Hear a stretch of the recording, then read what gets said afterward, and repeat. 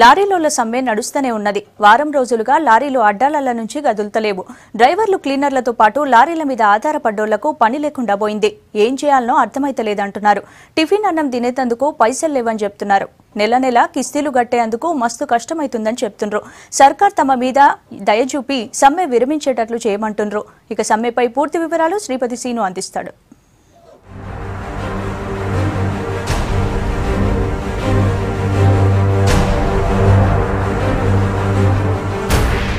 ఇటుక సిమెంట్ ఇసుక ఇవి లేకుండా అయితే ఇల్లు కట్టలేము, బియ్యం లేకుండా బువ్వ వండలేము. ఇక కూరలు వండాలంటే కూరగాయలు ఉండాలి, పప్పులు ఉండాలి, ఉప్పులు ఉండాలి, నూనెలు ఉండాలి.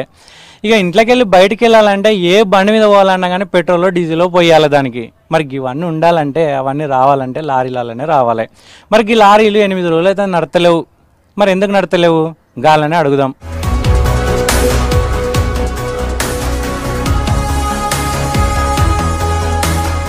ఆటో నగర్ స్టాండ్ అంటారు దీన్ని. ఇక్కడ దాదాపు ఒక 500-600 లారీలు ఎప్పటికి ఇట్లా నిల్చొని ఉంటాయి. ఇక్కడ డ్రైవర్లు ఉంటారు, ఓనర్లు ఉంటారు, కూలోళ్ళు ఉంటారు, పని వాళ్ళు ఉంటారు, ఇక్కడ అందరు ఉంటారు.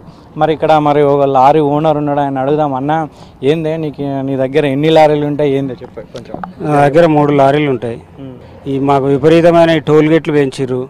ఈ ఇన్సూరెన్స్ అనేది థర్డ్ పార్టీ ఇన్సూరెన్స్ అని విపరీతంగా ఎక్కువ ఇన్సూరెన్స్ పెంచేసారు.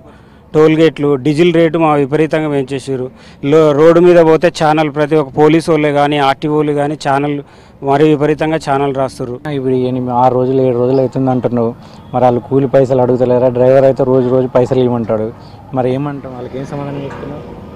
ఇక బండ్లు నడిచినప్పుడు ఇస్తాం. మరి ఇప్పుడు బండ్లు అయితే ఆగినాయి కదా, అప్పు చేసి అయితే తెచ్చిస్తున్నాం. కొంతమందికి అయితే ఇక మరి బండ్లు నడిచినప్పుడు తీసుకోండి. మరి ఇప్పుడైతే బండ్లు ఆగినాయి కదా, నడుస్తలేవు కదా. ఇక్కడ చూస్తే మస్తు మంది డ్రైవర్లు ఉన్నారు, మస్తు వాళ్ళతో పాటు ఓనర్లు ఉన్నారు. వాళ్ళని అడుగుదాం. మరి అన్న ఏంది మరి మీరు మామూలుగా అయితే ఎట్లా ఉంటారు? లారీలు నడిపేటప్పుడు ఎట్లుంటారు మీరు? లారీ నడిపేటప్పుడు ఊళ్ళో ఉండవు. ఇప్పుడు లారీలు నడుస్తలేవు కాబట్టి ఇక్కడ నిద్రపట్టక ఈ పిల్లల డ్రైవర్లకు జీతాలు వేయలేక ఎవరు ఇబ్బంది పెట్టడం వల్ల ఇక్కడ లారీల దగ్గర నడిపి పెద్దగా ఏం వెళ్ళట్లేదు. టైర్లు అరుగుదల తప్ప ఏం రూపాయి వచ్చింది ఏం లేదు. మరి ఇట్లా ఆపితే గవర్నమెంట్ ఏమైనా స్పందించి ఏమైనా తగ్గిస్తుందేమో అని చెప్పి బాధతోటే అన్నీ ఆపెట్టినాం. అన్న ఇప్పుడు మీ లారీని మెయింటైన్ చేయాలంటే నీకు రోజు ఎంత ఖర్చు వస్తుంది? రోజుకి బండికి అన్ని కలిపా ఓ 3-4 వేలు పైన వస్తుంది. దేనికి ఎంత ఖర్చు పెడతాం? డీజిల్ కావాలా, డ్రైవర్ జీతం కావాలా, క్లీనర్ జీతం కావాలా, ఈఎంఐ నెల తిరగంగానే ఈఎంఐ వస్తుంది. అవన్నీ మేమే కదా కట్టాల్సింది. పీసీ మళ్ళీ పోలీసు వాళ్ళకి కట్టాలా, ఆర్టీఓ. బండి తిరిగినా సుఖమేం లేదు. ఏంటంటే 12 టైర్ల బండి తిరుగుతుంది మార్కెట్లో. నాకు ఇంత పొడు బండి ఉందని అదొకటే తప్ప దానివల్ల వచ్చే లాభం ఏం లేదు. దానికి వచ్చిన పైసల్లో టోల్ గేట్ బిల్లులే మిగులుతున్నాయి లాస్ట్కి తప్ప ఏం మిగలట్లేదు. తిరిగితే లాభం లేదంటున్నావు. మరి తిరగకుంటే ఆగిపోతే ఎంత? ఖర్చులు ఎక్కువ వస్తున్నాయి కదా. తిరిగితే లాభం లేదని అనట్లేదు నేను. ఈ ఖర్చులు ఎక్కువ వస్తున్నాయి కదా, దాని సంపాదన బాగానే ఉంటుంది. కానీ వీళ్ళందరికీ పంచి డీజిల్ పోసి ఈ పర్మిట్లకు కట్టి ఇవన్నీ మిగిలేసరికి ఏం రావట్లేదు. మరి రానప్పుడు నడిపేం లాభం? ఇంకా డ్రైవర్ ఉన్నారు, ఆయన అడుగుదాం. అన్న నువ్వు ఎన్ని గంటలు నడుపుతావు మామూలుగా? రోజు ఒక 10 గంటలు పోవడం జరుగుతుంది, రావడానికి 10 గంటలు జరుగుతుంది. చేసుకొని బతికేదానికి మేము లైసెన్స్ క్యాన్సిల్ చేయడము, రేషన్ కార్డు క్యాన్సిల్ చేయడము ఇది చేస్తే మేము గత 10 సంవత్సరాలుగా లారీని నమ్ముకొని మేము డ్రైవింగ్ మీద ఆధారపడి ఉన్నాం. మేము దాన్ని క్యాన్సిల్ చేస్తే డ్రైవర్ ఎలా బతుకుతాడు? దాని గురించి కాస్త గవర్నమెంట్ ఆలోచించి దీన్ని ఒకటి క్యాన్సిల్ చేసేసి చేయాలని మనం చేస్తాం. అన్న ఇప్పుడు నువ్వు రోజు 12 గంటల దాకా నడుపుతానంటున్నావు కదా, మరి నీకు ఎన్ను నొప్పి లేకపోతే కాలు చేతులు గుంజడం అట్లాంటివి ఏమైనా అయితే? నడుము నొప్పి వస్తాయి, కాకపోతే ఒక గంట సేపు ఆపి రెస్ట్ తీసుకోవడం జరుగుతుంది మధ్యలో. డ్రైవర్లతో పాటు ఇక్కడ లారీల మీద పనిచేసే కొంతమంది కూలీలు ఉన్నారు, వాళ్ళని అడుగుదాం. అన్న ఏందే నువ్వు ఇప్పుడు పారగిరి అన్ని పట్టుకొని వచ్చినావు, మరి కూలీ దొరికిందా లేదు? ఇవాళ దొరకలేదు సార్. 8 రోజులు ఏం లేదు, కూలి లేదు, నాలు లేదు. ఇగో పుట్ట చెడ్డ పెట్టుకుని వచ్చినా. ఇప్పుడు దొరికితే లేకుంటే మాకు అసలు ఏం లేదు సార్. మీకు వారం రోజులు వస్తుంది, బాగా ఇబ్బంది పడుతుంది. మరి పారాయిగో టిఫిన్ చెట్లానే ఉంది, ఏం దొరకలేవు. వస్తున్నాం అట్లే ఒట్టిగా వస్తున్నాం సార్. మేము మాకేం లేవు, వస్తేనే లారీలు నడిస్తేనే మాకు లేకుంటే మా బతుకు చేస్తూ బతుకే. మరి కాక నీకు ఇంట్లో మరి పని లేకుంటే మరి మీ ఇంటి ఆవిడ ఏమంటలేదు? మా ఇంట్లో అంటుంది, అన్నం కూడా పెడతలేదు. గట్లా సార్, అన్నం కూడా పెడతలేరు, కొడుకులు కూడా కొడుతుర్రు. వారం రోజులు మాకు బాగా కాదు, మా సేర కాదు, మా తిప్పలు కాదు. లారీ దొరికితేనే మాకు బతుకు, లేకుంటే టిట్టి కట్టాలి, ఇది కట్టాలి. ఎట్లా కడతాం మేము? ఇంట్లో ఏమి ఎట్లా సార్, మాకు ఏం వెళ్తలేవు. మరి ఏంది నీకు మరి ఈ పని కాక ఇంకా వేరే పని ఏమన్నా రాదు? మన లేదు కదా సార్, అలవాటు లేదు కదా. ఇదే పని అలవాటు అయింది, 10 గంటల సంది దీని మీద బతున్నాం.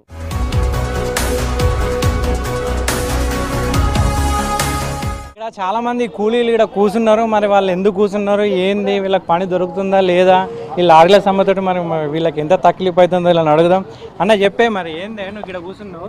సార్ 8 రోజుల నుంచి వస్తున్నాం పోతున్నాం, బండ్లు నడుస్తలేవు, తిందామంటే పైసలు లేవు, హోటల్ ఏమన్నా తిందాం అప్ప అన్నా కానీ హోటల్ బంద్ ఉన్నాయి అన్నీ. మా పరీక్షారం ఏంది ఏడు చూసినా ఇంటికి పోయినా కానీ ఇంటికాడ రూపాయి లేదు. మరి ఏంది మీ హోటల్ నడిచినప్పుడు, ఇక్కడ మీ లారీలు నడిచినప్పుడు హోటల్ ఎట్లుండేది? ఇది ఈ హోటల్ ఫుల్గా ఉండేది సార్, ఫుల్గా ఉండేది. మంచిగా వాళ్ళకు 10 రూపాయలు వచ్చాయి, మాకు 10 రూపాయలు వచ్చాయి. ఆ 10 రూపాయలు లేవు, మాకు లేవు, వాళ్ళకి లేవు. వాళ్ళకి మాకు నడిచినాయి, వాళ్ళకు మాకు లేదు. ఇంటికి పోదామా, ఇంట్లో రూపాయి లేదు. ఏముంది సార్, ఏం లేదు సార్, 8 రోజుల నుంచి ఏం లేదు సార్. మా పరిస్థితి వస్తున్నాం పోతున్నాం సార్, తింటాను కూడా తినలేవు. 3 హోటళ్ళు ఉన్నాయి, 3 హోటళ్ళు కూడా బంద్ అయినాయి సార్. ఏం లేదు, మా పరిస్థితి ఆగం ఉంది. మేము ఏం చేయాలి, ఎక్కడ చేయాలి, ఏం చేయాలి? లారీల గురించి, లారీలు మా బాధ. లారీలు నడిస్తేనే మాకు ఇంత బో దొరుకుతుంది. ఇప్పుడు మేము కూడా డ్రైవరం, మాకు ఏముంది, లారీ నడిస్తేనేగా మాకు ఏమైనా బో దొరికేది. బియ్యం తెచ్చుకొని 10 రూపాయలు గతి లేకుండా అయిపోయినాయి. కనీసం ఇంటికి పోవాలన్నా ముఖం ముఖం లేకుండా అయిపోయింది మాకు. పొద్దుగాల పోతుండు తెస్తాడుగా మా అయ్య 10 రూపాయలు 20 రూపాయలు అని చెప్పి అనుకుంటున్నాను. కానీ వీడికి రావడం ఉత్తపోవడం, వీడికి రావడం ఉత్తపోవడం, అంతకు తప్ప ఏం లేదు. ఇక్కడ కొంతమంది డ్రైవర్లు అందరూ కూడా ముచ్చట్లు పెట్టుకుంటారు, ఖాళీగా ఉన్నారు, ఎట్లా నడపలేరు కదా బండ్లు. మరి ఈయనేమో పేపర్ పట్టుకున్నాడు. ఏంది ఈ పేపర్? ఏంది సార్? ఇది భద్రాచలంలో లోడ్ అయింది ఇసుక బండి, 2 టన్నులు ఎక్కువ ఉంది, వేబిడ్జి లేదు. 2 టన్నులకు 50,000 రాశారు. హైదరాబాద్కి వచ్చినాం, ఫైనాన్స్ అయినా ఆరంభితికి తెచ్చి కట్టినా, కేసు కట్టుకొని బండి తెచ్చిన. ఈడ బండి సేల్స్ లేదు, పని లేదు, అప్లోడ్ వచ్చిండు, బండి ముంగల కూర్చుండు. ఇప్పుడు నేను ఏం చేయాలి? జేబులో పైసలు లేవు, ఫైనాన్స్కు లేవు, కనీసం టిఫిన్ చేద్దామన్నా కూడా డబ్బులు అయిపోయినాయి.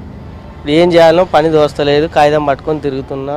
కాంటా లేకుంటే వాగులా 2 టన్నులు మనకు అందా తెలియదు, ఇసుక బండి కాబట్టి. ఇది నీళ్ళు గారుతుందానికి 2 టన్నులు ఎక్కువ వస్తే ఈడికి వచ్చేసరికి పాసింగ్ అయింది, ఆడ నీళ్ళు గారి 2 టన్నులు ఎక్కువ వచ్చింది.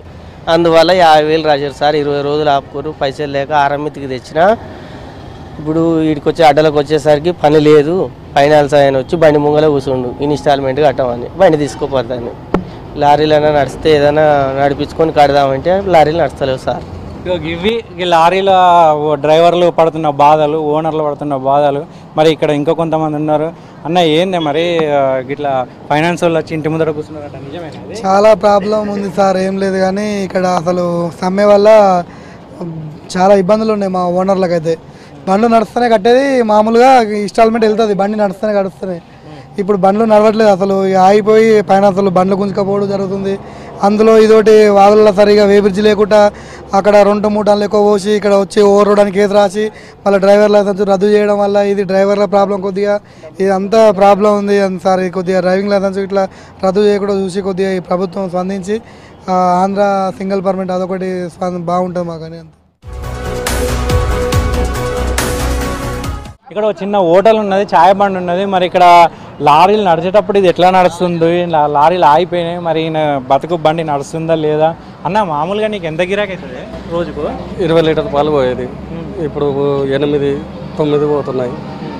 ఇప్పుడు లారీలు నడుస్తున్నాయి, ఇక్కడ పబ్లిక్ ఉంటారు. లారీలు నడవకపోతే ఏమీ లేదు, ఇక్కడ ఎవరు పబ్లిక్ వస్తలేరు, ఛాయ్ గిరాకీ అవుతలేదు. ఇప్పుడు బతకడం కష్టం అవుతుంది. మామూలుగా నీకు రోజుకి ఎంత గిరాకీ అవుతుంది? లారీలు నడిచినప్పుడు ఎంత అయ్యేది, ఇప్పుడు ఎంత అవుతుంది? ఇప్పుడు 700-800 మొత్తానికి. అప్పుడు మళ్ళీ 3-3.5 దాకా అవుతుంది. ఇప్పుడు అసలే అవుతలేదు. రోజు ఎట్లా కడుతుంది మరి? రోజు ఎట్లా ఉంది, ఇంకా నిన్న చేసుకుని తిన అయిపోయినాయి.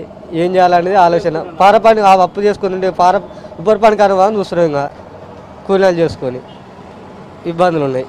నువ్వు చెప్పాను, నువ్వు ఎక్కడ నడుస్తావు? నేను ఇసుక లారీ నడుపుతా. అవునా? ఏడికి నడుపుతావు? నువ్వు? నేను వరంగల్, ఖమ్మం, అది భద్రాచలం, మన కరీంనగర్. ఇక ఇప్పుడు 10 రోజులు బండ్లు ఆగినాయి. మాకు పిల్లలు ఇళ్ళ కాడ ఉంటాయి. మరి వాళ్ళకి ఏడికెళ్ళి తెచ్చిపెట్టాలి. మరి మీరు బండ్లు ఆపుతారు, ఓనాలు రాపుకుండ్రి, వాళ్ళకి ట్యాక్సీలు పడుతుండే. మరి మాకు కూడా రూపాయి పోగు చేసుకుంటే మాకు ఇంట్లో పిల్లలు బతికేది. మేము వచ్చి ఈ రోడ్డు మీదకి వచ్చి చూసి ఇంటికి పోవాల్సి వస్తుంది. కనీసం బస్ కిరాయి అని ఉండాలి మాకు.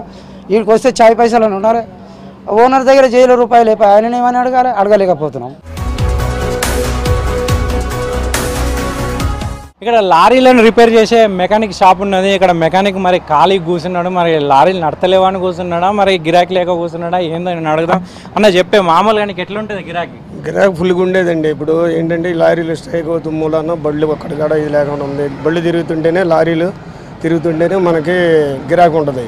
ఏదైనా ఓనర్లో ఖర్చు పెట్టి పని చేయాలన్నా చేస్తారు. మరి స్ట్రైక్ అవుతుంది కాబట్టి ఇట్లా ఖాళీగా ఉండాల్సి వచ్చింది. లారీలకు పనిచేసే సామాన్లు అమ్మే షాప్ ఉన్నది ఇక్కడ. వీళ్ళందరూ కూడా టైర్లు, ట్యూబులు అన్ని ఇంజన్లకు సంబంధించిన సామాన్లు అన్నీ అమ్ముతుంటారు. అన్న చెప్పి ఎట్లున్నది గిరాకీ? గిరాకు స్ట్రైక్ వల్ల గిరాకులు లేవు. ఇంతమందికి 20-30 వేల గిరాకీ అయ్యేది, ఇప్పుడు 100 రూపాయల గిరాకీ కూడా లేదు. చాలా అధ్వానంగా ఉంది మాకు.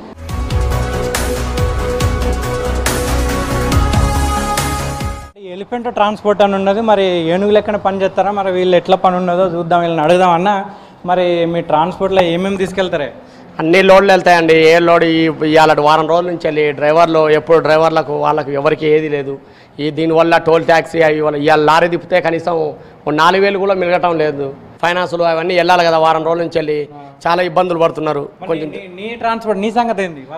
ఇక మా పరిస్థితి కూడా అలానే ఉంది. వాళ్ళు నడుస్తేనే కదా మాకు ఇంత అంత వచ్చేది. మాది కూడా అంతంత మాత్రమే ఉంది. రోజు 500-600 వచ్చేది, అది కూడా ఏం లేదు. మాకు కూడా పరిస్థితి గడ్డు కాలమే ఉంది.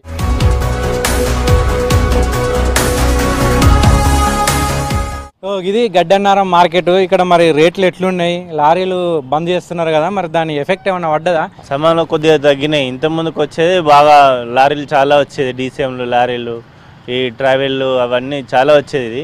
ఇప్పుడు కొద్దిగా తగ్గినాయి, దానివల్ల కొద్దిగా రేట్లు కొంచెం పెరిగినాయి. ఇక్కడ చూస్తే ఈ ఆనియన్లు వస్తాయి, ఇక్కడ మిర్చీలు వస్తాయి, ఆలుగడ్డలు వస్తాయి, అన్నీ వస్తాయి. ఇగో ఇక్కడ కూలీలందరూ కూడా ఖాళీగా ఉన్నారు. మరి వీళ్ళు ఎందుకు ఇట్లా కూర్చున్నారు? మామూలుగా అయితే పని చేసుకోవాలి. అన్న ఏందే మామూలు ఇక్కడికి ఎక్కడెక్కడికి వెళ్ళి వస్తాయి? ఇక్కడికి ఏ రాష్ట్రాలకు వెళ్ళి వస్తాయి? కర్నూలు వస్తాయి, మహారాష్ట్రకి వెళ్ళి వస్తాయి. అన్ని లారీలు తక్కువైనాయి, పని లేదు, బట్టి ఖాళీ కూర్చున్నాం. పని ఉంటే తిని కూడా పురుషత లేకుండా ఉంటుంది అన్నమాట. మామూలుగా ఇక్కడ రోజుకి ఎన్ని లారీలు వస్తాయి ఏంటి చెప్పే? రోజు కంటే 150, 70, 80, 100 దాకా కూడా వస్తాయి. ఇప్పుడు లారీకి స్టాక్ ఉండడం వల్ల 40-50 బండ్లు వస్తున్నాయి. లారీ డ్రైవర్లు ఓనర్లకే కాదు, క్లీనర్లకే కాదు, లారీల మీద ఆధారపడి పనిచేసే వాళ్ళు అందరి దందాలన్నీ కూడా దివాలు తీసినాయి అంటున్నారు. కెమెరామెన్ కిరణ్తో శ్రీనివాస్, V6 న్యూస్, హైదరాబాద్.